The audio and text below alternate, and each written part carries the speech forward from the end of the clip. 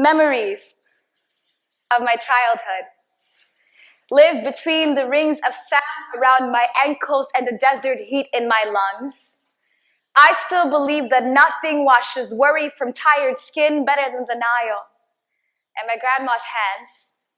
Every day, I go to school with the weight of dead neighbors on my shoulders.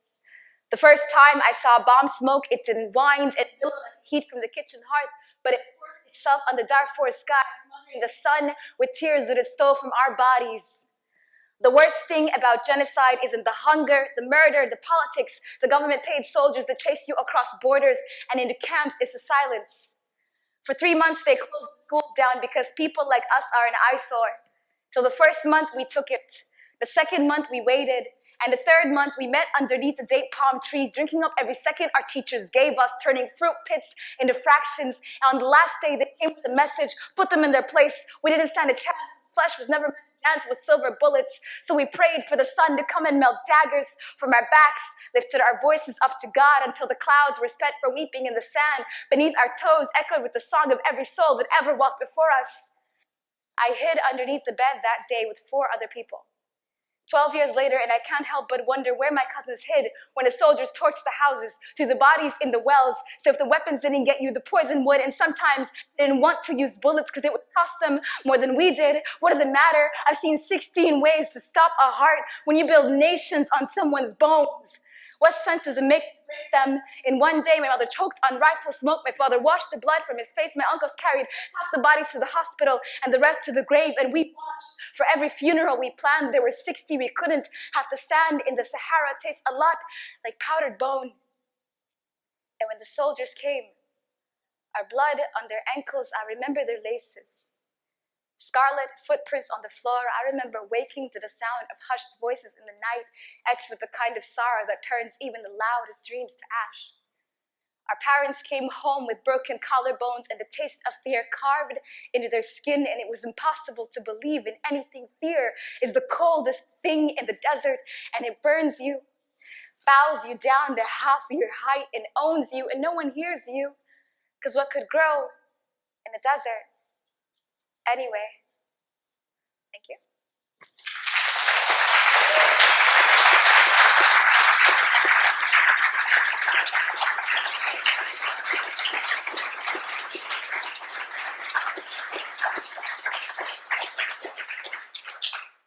So, I wanted to talk to you today a little bit about my journey.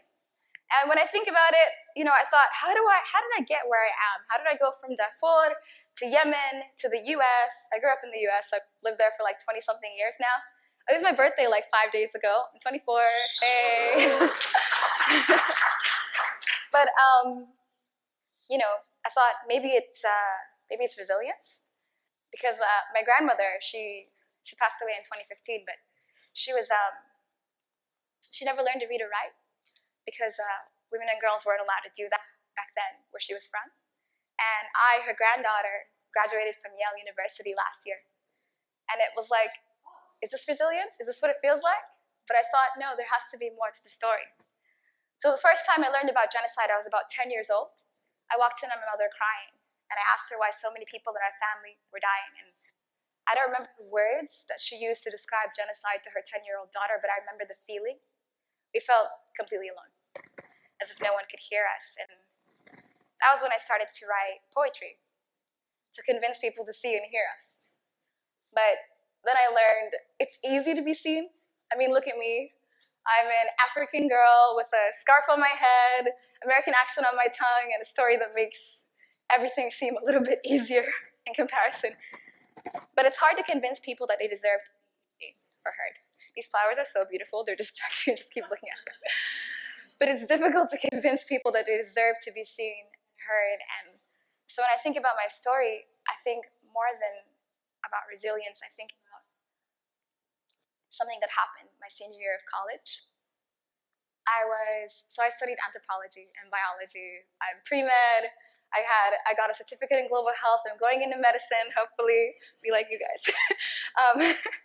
But I used poetry, and it came in the way senior year of college because I was trying to go to this competition of poetry.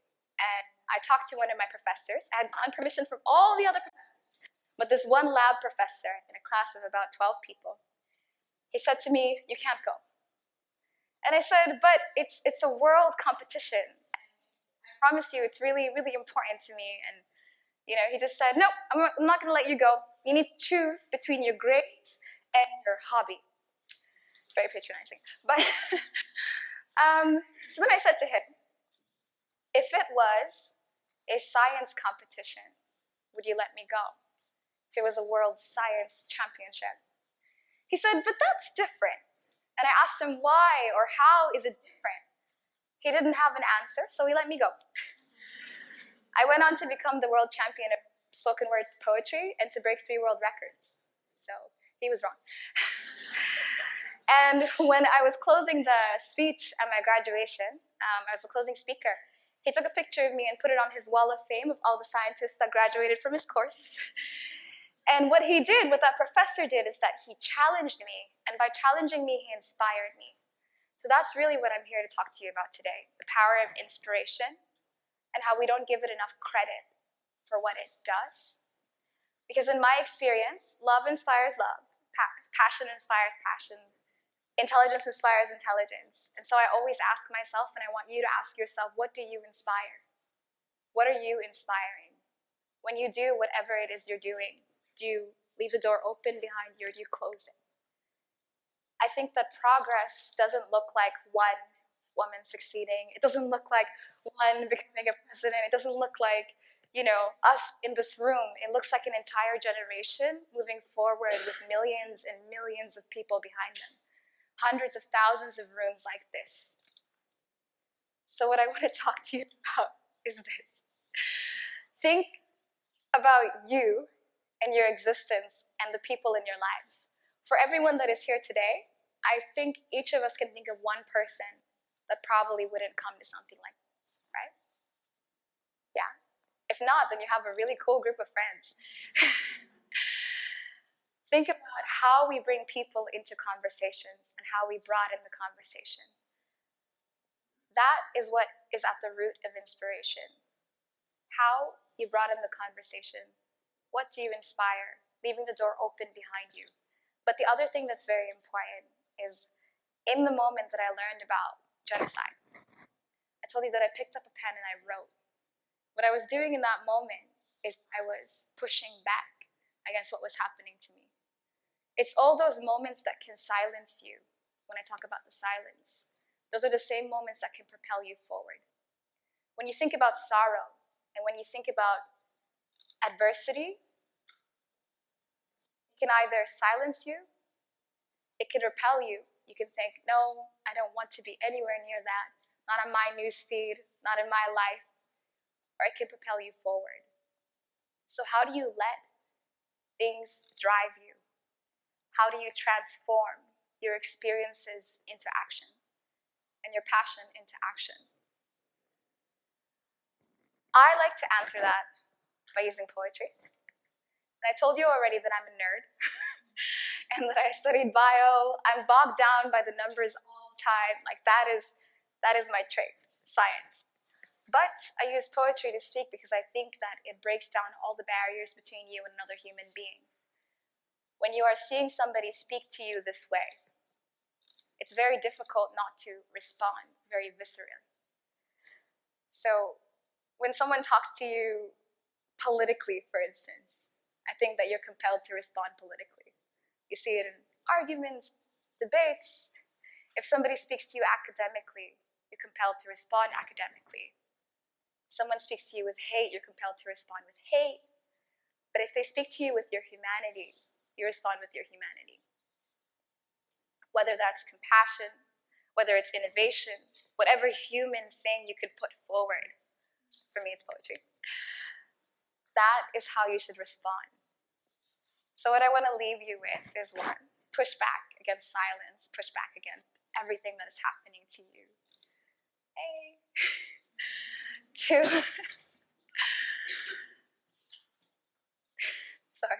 respond with your humanity. And I know earlier we heard about what is at the basis of humanity and humanitarian work, but at the same time, turning that into or responding with your humanity, I think, is the fastest way to break down the conversation, the structures that hold up all of the violence that we see today. There's the violence that is very open, that we see in the news and that we work against, or we see it in the hospital beds. But there's also another kind of violence that's structural, and we only find out about it years and years later when, you look at two resumes and you take John Smith, but you don't take Muhammad Ali. God rest his soul. But there's a third kind of violence that I'm only starting to understand. It's the one that's so, so deeply rooted in our societies that we don't know how to name it. And how can you fight something you don't know how to name? I think that's the importance of knowing and being careful about what you say and how you break down the structures that uphold the kind of violence that we see in the world today. What does that look like on an individual level?